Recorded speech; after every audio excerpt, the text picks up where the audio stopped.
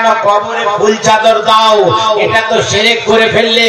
মিয়া যদি আল্লাহ আপনার দরুদ পড়লে রহমত মুরাদ হয়, যখন আমরা আম লোকের কবরে ফুল দেব, ওই কবরে ফুল দিলে তার গুনাহ মাফ হয়ে যায়। আর যখন ওলি আল্লাহর কবরে ফুল দেয়া হয় তখন তার গুনাহ মাফ হয় না, তার দরজা বুলন্দ হয়ে যায়।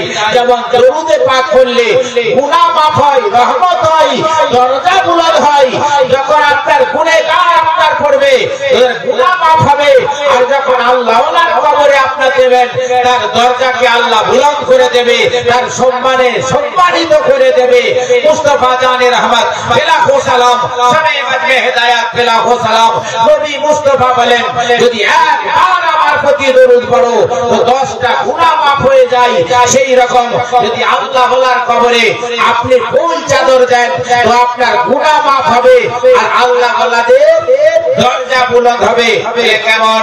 বুখারী শরীফ আমার নবী হাবিবুল্লাহ দয়া নবী আপনার চলে যাচ্ছেন, সাহাবীকে রাখলেন, ঈদে মিত্রামাদ ওই খেজুরের ডালা ডালাও, কাসরাবে কাসরাই দুটো টুকরো করে দাও।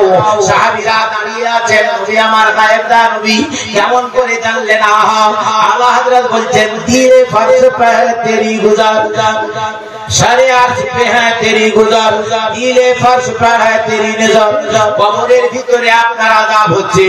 নবী হাঁটতে হাঁটতে চলে যায়, একটা খেজুরের ডালা মাগালেন, হে সাহাবী এই কবরে গেড়ে দাও, এটা কবরে গেড়ে দাও। সাহাবীরা কিছু জানলেন না, জিজ্ঞাসা করতেন, ইয়া রাসূলুল্লাহ, ইয়া হাবিবাল্লাহ, আপনি তো কবরে ডালা গাড়লেন, কারণটা কি? আমার নবী বলছেন, এই কবরে আযাব হচ্ছে, এই কবরে আযাব হয়। আচ্ছা ভাই, কবরের উপরে কি থাকে?